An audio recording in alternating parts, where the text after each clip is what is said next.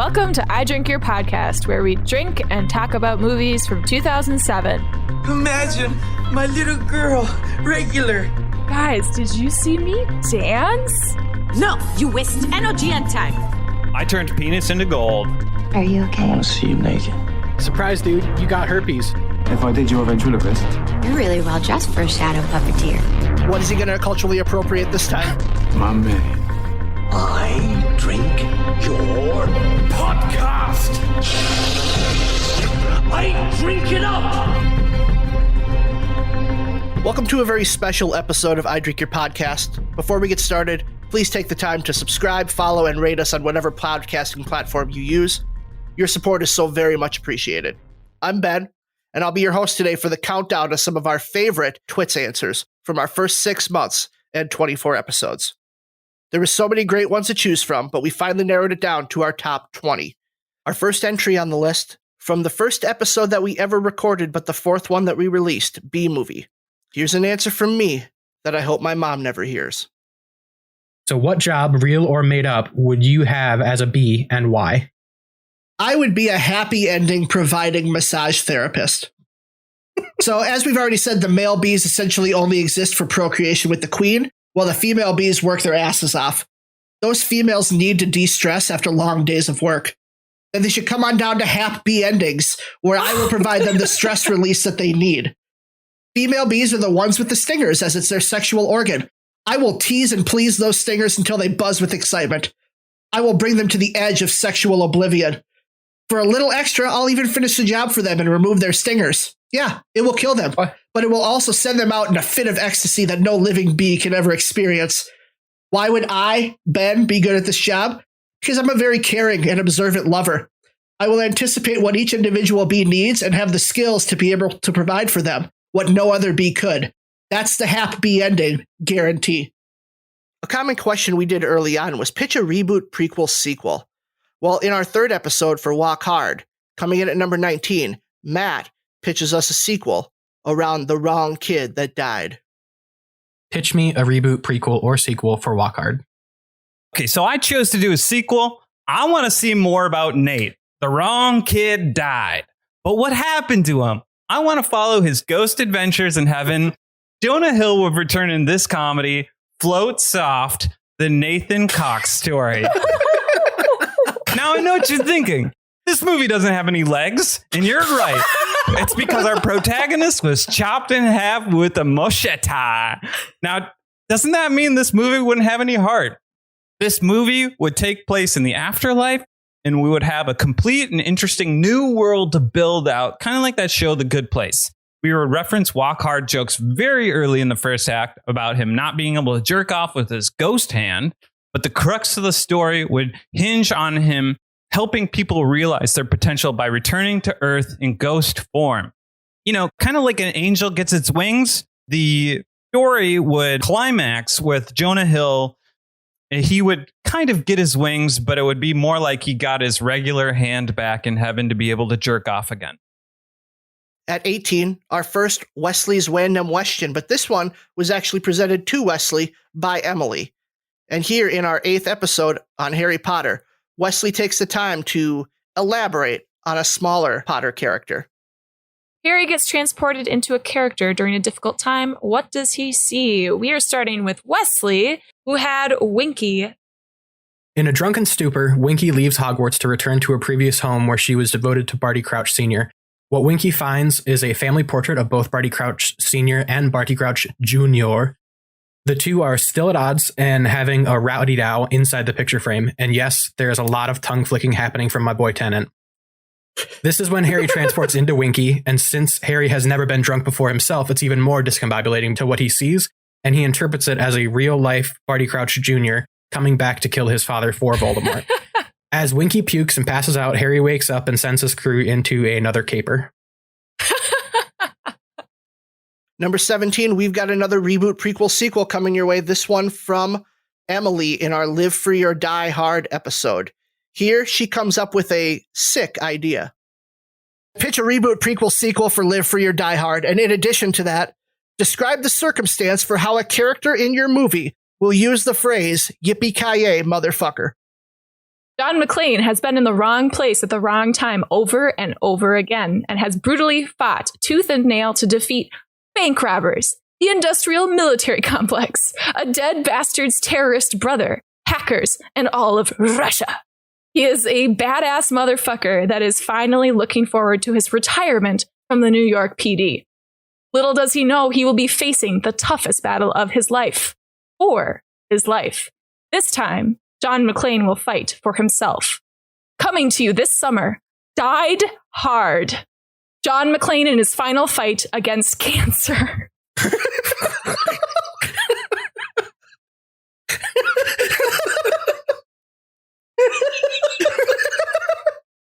I want to know how it ends.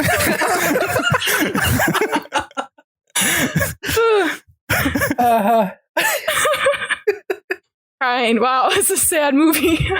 Two will meet, only one will die hard. Literally rolling into his final chemotherapy appointment.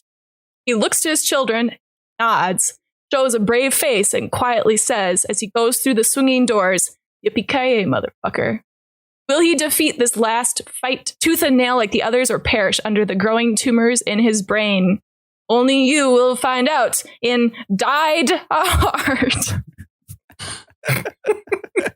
The title gives it away, right?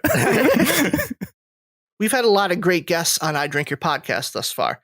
And coming in at number 16 from our episode Stardust is Bros from the Chatflix podcast. Here he provides an answer that ties in real well with our 2007 theme. I want you to describe the personality of an eighth brother, his name, and how he would have died.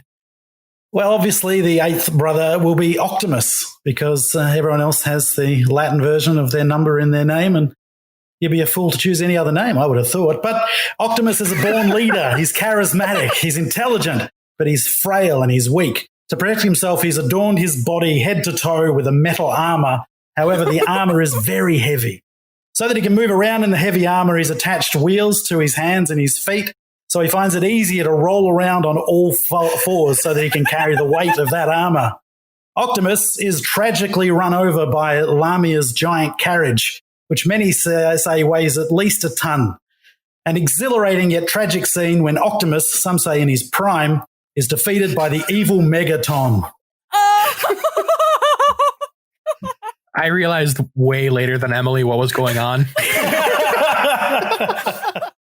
Speaking of Transformers, which was our second episode we released, here's Ben at number 15 with another metallic alien that is here to save the world.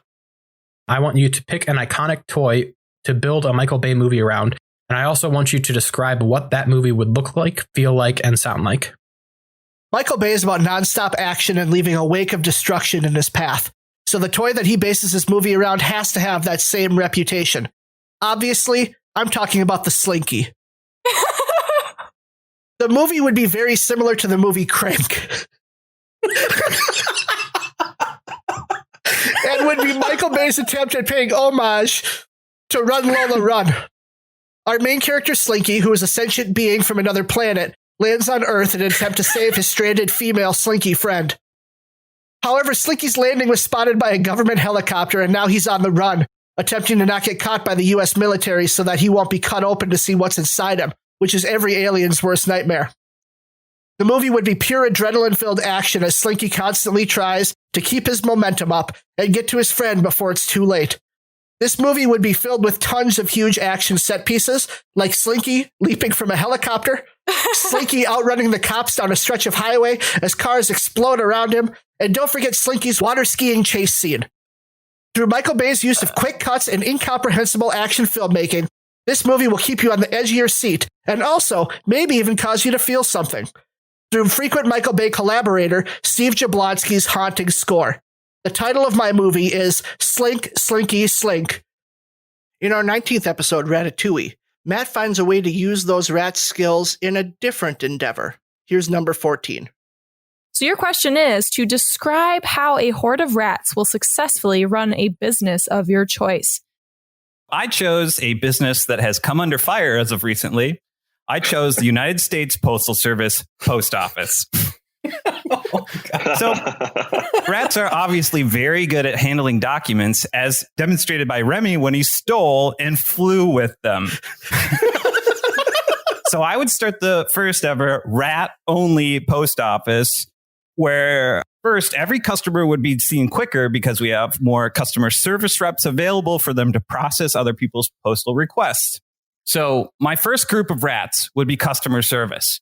And we would have one or two people there, real people like Colette and Linguini. They would be there to take the packages and accept post.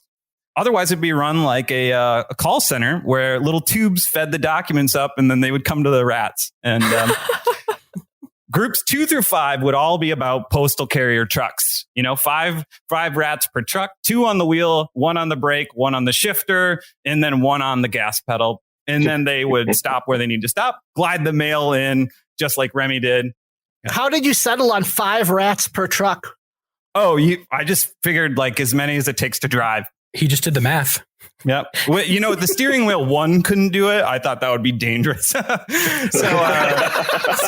would be there to steer, Here's another Wesley's Random question, and this answer is provided to us by Emily, and it played right into something that Wesley loves greatly. Number 13 from our 7th episode, Sunshine. With the characters you drew before we began, I want you to describe what their Earth room or happy place looks like for them. Emily, now no pressure, but Zaphod Beeblebrox is one of my favorite characters of all time, so... Zaphod Beeblebrox is a wild, immature spaceman with 2 heads and 3 arms he added himself, the second head being of non-presidential traits he wants to hide from the world. In his Earth room, he would want to be the least presidential as possible. Zaphod would be surrounded by a bunch of shiny, colorful buttons that people would tell him not to press. He would tell Cyril to press them anyway to find out what would happen. Screen wipe. And then he would be transported to different scenes according to each shiny button. Click. In a strip club, in some chick's boobs. Click. Moshing in an alien rock concert. Click. The restaurant at the end of the universe. Click. Forward pooping. Being able to use the improbability button from the Heart of Gold, but with no severe consequences, would be the happiest place for Zaphod Beeblebrox. Going back to the Harry Potter, well, how do you pitch a reboot, prequel, sequel to a movie that has many sequels and prequels? Well, you start by focusing on an entirely different character. And here's Ben with number 12. Everyone's favorite question, obviously. Pitch Everyone's a reboot, favorite. prequel, sequel for Harry Potter 5.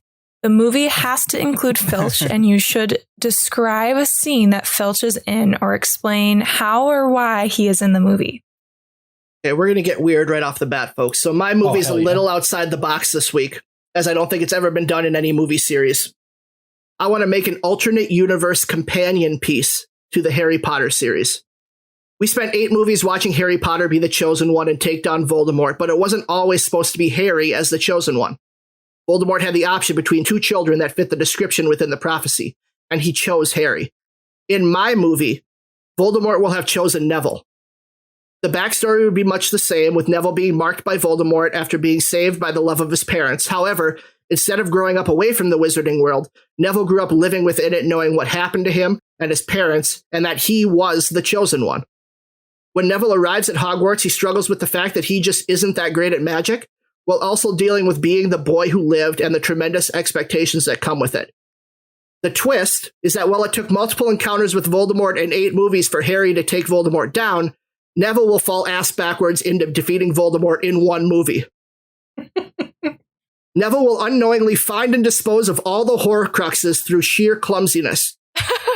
He will accidentally kill himself, destroying the part of Voldemort that's inside him by falling out of Gryffindor Tower onto Filch, the caretaker of Hogwarts. Madame Pomfrey is able to save Filch's spirit, but not his body, and they transform him into Mrs. Norris through magic. Well, dead, Neville gets to see his parents that sacrificed themselves for him. They tell him that Voldemort is attached to the back of Quirrell's head, and that Neville should go tell Dumbledore that all of the Horcruxes are destroyed, and to finish Voldemort off now. Neville does this, and Dumbledore defeats Voldemort with a magical donkey punch to the back of Quirrell's head. Dumbledore awards Neville 30 gajillion house points, and Neville lives up to his boy who lives status, while also learning a valuable lesson about seeking help when you are woefully unqualified to handle something on your own. The title is Neville Longbottom and the Forever Vanquishing of Evil from the World. I was going to ask what the title was. Number 11, we go back to Transformers. Here's Matt, fanboying out a little bit. I want you two to write a fanboy letter to Michael Bay. Dear Michael Bay, fuck the haters, bro. I absolutely love your shit. When you use that cool and warm light together and shit, that spinning hero shots and shit, your boom boom and explosions and shit, they get me hard for movies, bro. My girl doesn't like your movies at all, and honestly, I had to kick her ass to the curb because she doesn't get me, bro. Not like you. I hope one day I can find my Megan Fox. But that's not what this letter is about, bro. I just wanted to thank you for everything you've done for movies, bro. Like, I don't know what the fuck all these film bros and directors were doing before 1995, but you reinvented the wheel, bro. Bro, Bad Boys? That shit was sick when you did that spinning and shooting shit so fucking awesome, and you only needed 19 million, bro, which was wild. And The Rock, bro, that's my favorite movie of all time. I'll take pleasure in cutting you, boy. That shit was awesome. Anyway, I love your shit, and I'm glad they started letting you run wild with that $200 million in budgets and shit. You can really see that shit on screen, and I just wanted to say, keep doing your thing. That shit is tight, and like I said earlier, fuck the haters. Your biggest fan, Maddie Ice Anderson. In our Ratatouille episode, we had an opponent's choice question that was themed around Chopped.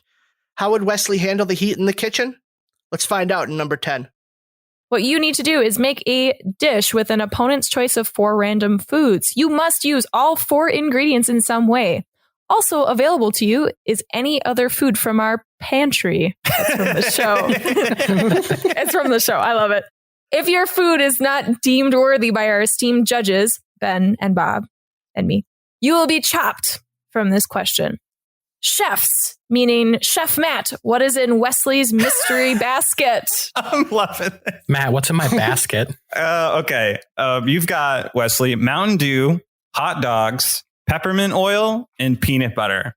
So we're going to start off by slicing the hot dog down the middle, and we're going to smear the peanut butter on both sides to adhere them back together. Then you're going to sear off the Mountain Dew in a pan so it turns into more of a syrup. And then you're going to cover the hot dog in the pan with the Mountain Dew so that it boils the hot dog. Then we're going to add the peppermint oil to some olive oil to toast a French baguette. And then we're going to serve it open-faced on a plate with a sprig of required kale between the 2 buns, which each have 1/2 of the hot dog each. Wow. That sounds fucking delicious. No, it doesn't. That sounds disgusting. I don't think it sounds delicious, but it sounds edible to me. And he didn't reduce his Mountain Dew? Come on. You reduce a Mountain Dew to a syrup. For our number 9 answer, we go to our most recent episode, Grindhouse. Here, Ben shares a movie idea that he's had for years. Please create a Grindhouse-style horror movie trailer. Interior church. Priest stands at a pulpit. Those who are alive and remain unto the coming of the Lord shall be caught up together with them in the clouds to meet the Lord in the air.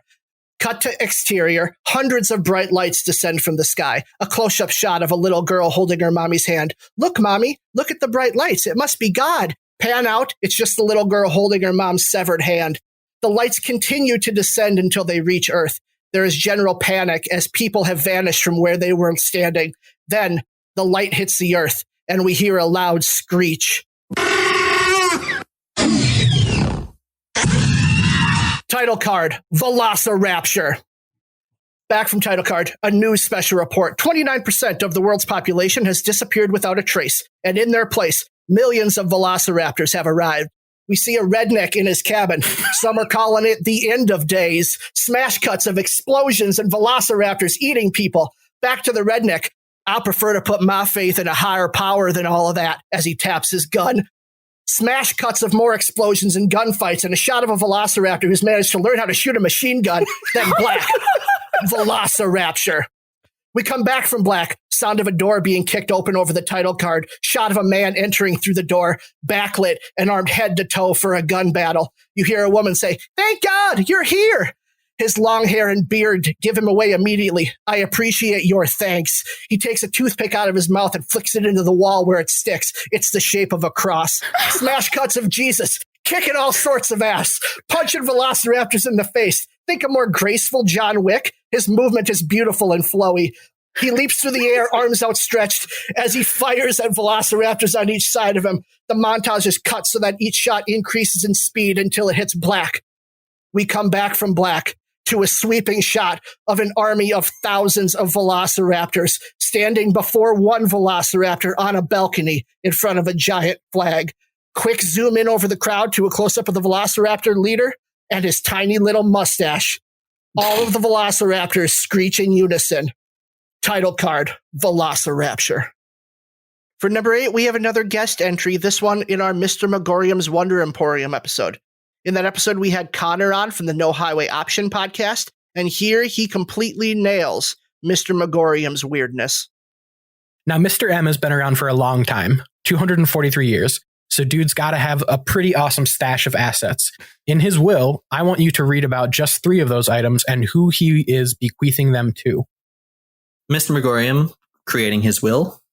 I, Edward Shablagoo Megorium, being of sound mind and body, shall depart from this mortal plane on redacted 2007 at 4:30 p.m. This is my last will and testament. To the mutant, I leave you all of my material debts and, of course, a nail file. You're going to need the nail file when the IRS finally catches up to you.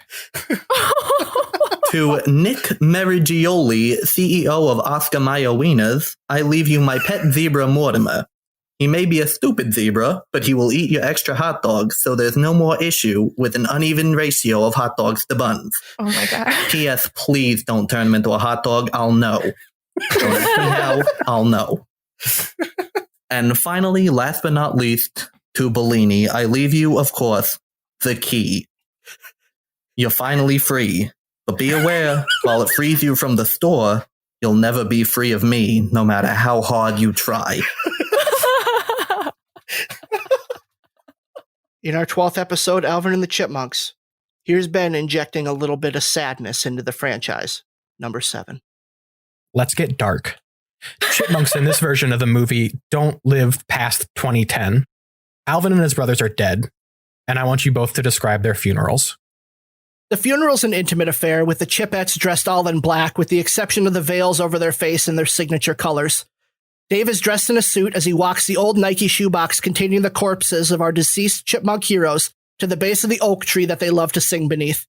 It was just 2 days ago that the boys had fallen asleep waiting on the curb for the delivery of Dave's birthday present, only to be crushed by every right side wheel of the delivery semi as it pulled up. Their bodies were not fit for taxidermy or an open casket, although their monkish faith prevented such a thing anyways. As the Chipettes sing a somber a cappella rendition of Knockin' on Heaven's Door by Bob Dylan, Dave lowers the box into the hole and sets on top of the box a maple syrup-drenched waffle, the boys' favorite. Dave whispers to the box, "Daddy loves you," before collapsing to his knees and letting out a guttural, "Alvin!" With the formal funeral over, the Chipettes and Dave must now sit Chippa for 7 days, as is custom of the monkish faith. During this time, they are visited by all of the people whose lives they touched personally. Claire stops by to console Dave. Ian shows up with a basket of muffins. Dave's cousin Toby, the monk's caretaker in the Squeakquel, brings over a few lasagnas. Even Zoe, the now celebrity that they were chipwrecked with, stops by to reminisce. This doesn't mention the large number of backup dancers and recording artists they inspired, like Katy Perry, Beyonce, Rihanna, Taylor Swift, all of whom were also linked romantically to Theodore. Number 6 comes from our 14th episode, Hairspray. Here Matt reaches out to his favorite teenage heartthrob. I would like you to write a fan letter to one of the nicest kids in town. Dear Brad, golly gee, I think you're so much sweller than any of the other kids, especially Link. The way you say Brad and put your hands up on your hips, I just think that's the bee's knees. In case you were wondering a little about me, I'm a 45-year-old comic book store owner, and anytime you want to come down to the store, I will gladly give you free candy and Batman and Superman comics because those are out. We even have some newer comics I think you might like The Amazing Spider-Man. It's neato. Anyway, I'm your biggest fan, and I would just really enjoy your company down at the shop. And I think you would attract a lot more business at the shop from me. P.S. Have you ever tried calling yourself B-Rad? Wouldn't that be rad? Brad, your biggest fan, Chester, the comic book store owner. I can't stop smiling, Matt. You are super creative today. I'm excited. Yeah, I made a child molester.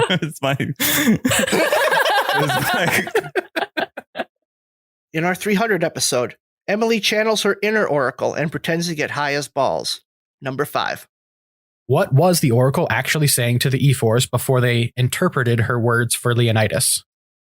According to very recent historians, the Oracle of Delphi, which is this woman, would enter her trance by inhaling sweet-smelling, noxious fumes coming from the deep fissures underneath the temple. Like, literally, that's what they did. So essentially, the E4s would get her high as balls to interpret Apollo's godly words. So here's what I imagine what really went on. After huffing the natural gas, the oracle would proceed to lay motionless, like in the movie, and say, "Oh my Apollo, I am so high right now. This shit is so good. Right to the winds. I get even more of these fumes in me. Dude, guys, did you see me dance?" She would be so high that her underwater in the air dance would be all in her head, just like Leslie Knope with the flu doing cartwheels. The last thing she would say as her eyes widened with enlightenment: "Why'd you guys say August? That's Roman, not Greek, idiots. Fuck, I can't wait for Carnea. Festival food is hella delish." Jumping back to our Hairspray episode, here's Ben pitching the next Broadway musical sensation. Number 4. I asked you to turn an 80s movie into a stage musical. So give me the title of 3 songs from your musical and explain how the story/tone would change if it would. The movie I chose to turn into a stage musical is The Breakfast Club. The transition to the stage would be a relatively easy one since the cast is small, the action mostly takes place in a single setting, and it tackles difficult issues that lend themselves to songs sung by the cast. In fact, much of the tone and story of the movie would remain intact, just with the addition of music throughout. The musical would start with the song A Lost Saturday, introducing our 5 main characters as they arrive at the library for their Saturday detention. The principal would sing to our Breakfast Club the song Get the Horns, where he lays down the expectations for behavior. Then each Breakfast Clubber would have the opportunity throughout the show to have a solo, each in a different music style that matches their personality, as we learn more about them and the teenage struggles they are facing. Then at the climax of the movie, all of the 5 styles are blended into one song called The Breakfast Club, where they realize that they aren't so different and work together to salvage their Saturday. The show closes with a 5-part a cappella rendition of Don't You Forget About Me, as they part ways, probably never being together as a group again. Drop the mic. In our 16th episode, The Lookout, we did another opponent's choice question where this time Ben gave Matt a very unique theme in which to work with. Number 3. Matt, I want you to pitch to the Bank of Wesley your restaurant about that serves penises or is penis themed. I have one word for you guys. Hog. Not pork, hog. Our restaurant will be exclusively penises. I know what you're thinking. Goat penises, ox penises, sheep penises. We're going to have all of them, you know? And this is a delicacy enjoyed around the world.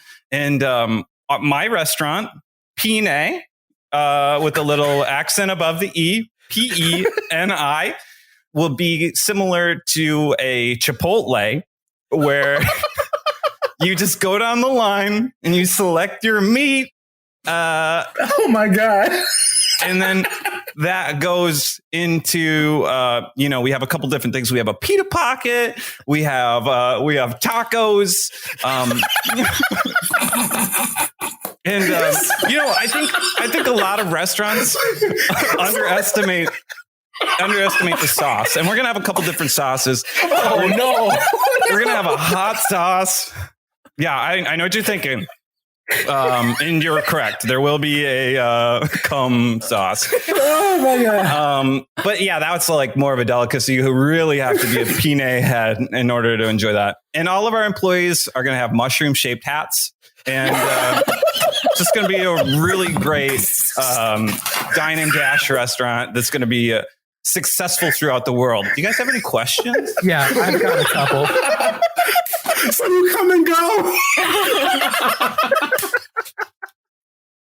Coming in at number 2, we have Mike from the podcast from Justin Decayan, who was on our Good Luck Chuck episode. Here, he provides us a unique spin on a very famous character. Please create a voicemail for Chuck from a movie character of your choosing that's pitching themselves to be Chuck's sexual partner. Hey, Chuck, this is Batman. I don't know how to put this. I haven't had a lot of luck with the ladies. Every woman I am romantically involved with, they're either killed or they become a supervillain, or they just disappear when the next villain comes around. I'm hoping that maybe you can come over here and have sex with me, Batman, in the Batcave, and then maybe that might turn my luck around. Maybe Vicky Vale will come back to me if we have sex. I don't know if you would even go for this, but I just thought I should try. Is this dumb? Did I make a mistake? Oh, damn it. Maybe I shouldn't have called. Just ignore this, okay? Just please act like you didn't get a call from Bruce Wayne. I mean, Batman. I'm Batman, not Bruce Wayne. Oh, damn it. Oh, I'm so stupid. It's just, I'm so lonely. I'm a lonely bat guy, Chuck. I gotta go. And then he hangs up the bat phone. And coming in at number 1, from our Stardust episode, we have another answer from our Australian friend Bros. This one says it all. I want you to write a new letter that you would leave with the baby that you're leaving at someone's door and include an item that you would leave for them for the baby to open when they turn 18. Dear new parents, here is your new baby. I'm leaving this child with you because essentially I'm still a child myself and fear I'm not mature enough to look after another human. I'm worried the child will attempt to play with my vast collection of action figures. No, Mum, they're not dolls. They're action figures. I also hate bodily fluids. Ugh. Chuck and poop and pee and slobber. That's so gross. I couldn't possibly deal with that. Oh, and did I mention I'm unemployed? Unless you count the Twitch videos of me playing various video games, the Lego ones. I don't have a lot of views yet, but once I hit 10,000, I'll be raking in that money. Oh, and my podcast. I haven't uploaded it yet. I'm still working it out, but it's just me smoking pot and talking shit. And I just talk to whichever food delivery guy turns up with my food. Is it Pizza Hut? Is it Uber Eats? Or is it the guy from the Chinese restaurant? You'll have to listen to find out. Oh, the suspense. I haven't listened back to the episodes I've recorded, but man, I was laughing all the way through, so it must be funny. I'm also worried that the hours and hours of porn I watch may be inappropriate environment for a child. So the child's mother told me she was a star and that she must return from the lights from whence she came. I don't know. And then I saw her a few nights later at the local strip club, so I don't know. The child's mum is a very athletic and business-minded woman, so hopefully that's passed on to our child. She took all of the child support money up front so she could invest it for his future or something. So there's that. I've left the child with the 9-disc Blu-ray release of Star Wars and the VHS versions of the original trilogy before Lucas fucked them up, so that at least the child will be raised with a proper religion. Thank you for looking after this baby, and I'll see you at Christmas, Mum and Dad.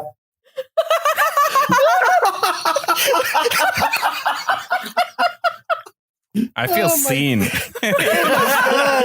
a podcast where we get high and we talk to the delivery man. I swear a comedian has pitched me that before. Thank you for joining me for this special episode. I do appreciate it if you've listened all the way through. Remember to please subscribe, follow, and rate us. And thank you so much for your support thus far. We look forward to doing many more episodes and many more battles like this. If there are any Twits answers that you really like that you felt should have been in this top 20, feel free to reach out to us at idrinkyourpodcast@gmail.com or on any of our social media sites. We would love to hear from you. Love to argue about why we picked these ones instead of some other ones. But again, thank you so much for your support. And we're going to have Matt sing us out. This is coming from the Walk Hard episode. GHB, PCP, stranger in a bathroom, heroin, Berlin, angel dust invasion, horns of methamphetamine, British beetle, ketamine, Ole Miss, John Glenn, doors to deceive us, Coke, Paul, Malcolm, meth, British having liquid X, DMT, blown away. Is there more special K? We didn't start the fire. It was always burning since the world's been turning. We didn't start the fire. You didn't even change the chorus. Matt. No, we didn't light it, but we tried to find it. Done.